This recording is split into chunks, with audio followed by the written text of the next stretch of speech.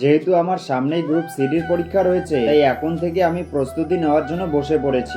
WBSSC group সিডির exam প্রায় 2017 সালে হয়েছিল। তখন কিন্তু আমি ক্লাস 9-এ পড়তাম, আর সে সময় চাকরির পরীক্ষা সম্পর্কে কোনো ধারণা ছিল না আমার। তারপর যখন আমার HS কমপ্লিট হলো, তখন আমি সিদ্ধান্ত নিলাম যে আমি আগে আমার গ্র্যাজুয়েশনটা কমপ্লিট করব, তারপরে আমি সরকারি চাকরির জন্য প্রস্তুতি নিব। আর আমি শুধুমাত্র ক্লার্কশিপের জন্যই কিন্তু প্রস্তুতি নিচ্ছি, বিভিন্ন ধরনের ক্লার্কশিপের পরীক্ষায় বসার জন্য। তারপর তো স্নান কমপ্লিট করে খেতে বসে পড়লাম। তারপর এখন আমি যাচ্ছি ব্যাংকে। যেহেতু আমি একজন মার্কেটিং এমপ্লয়ের কাজ করি, তাই আমরা যখন তখন ব্যাংকে গিয়ে ডিপোজিট করতে পারবো। আর তোমরা তো কম বেশি জানো একজন মার্কেটিং এমপ্লয়ের কাজ কি রকম হয়, যেটা শেয়ার মার্কেটিং এর কাজ। সামনেই যেহেতু আমার পরীক্ষা রয়েছে, তাই আমি এখন থেকে এরকম টাইমে ব্যাংকে এসে টাকা ডিপোজিট করে শুধুমাত্র সন্ধ্যায় সমস্ত কালেকশন গুলো করছি। ব্যাংক থেকে বেরিয়ে এখন আমি যাচ্ছি টিউশন পড়াতে। তারপর তো এসে টিউশন পড়ানো শুরু করে দিলাম। প্রায় 1.5 ঘন্টার মতো টিউশন পড়ানো কমপ্লিট করে এখন আমি কালেকশন গুলো তোলার জন্য যাচ্ছি। কিছু কিছু কালেকশন বাড়িতেও থাকে, দোকানেও থাকে। তারপর তো বাড়ি এসে দেখতে পেলাম কীর্তন শুরু হয়ে গিয়েছে। আজকে বাড়িতে একটু ছোট্ট করে কীর্তন দিলাম। আর ভিডিওটা যদি ভালো লেগে থাকে তাহলে অবশ্যই একটা লাইক করে দিয়ে সাবস্ক্রাইব করে দিও।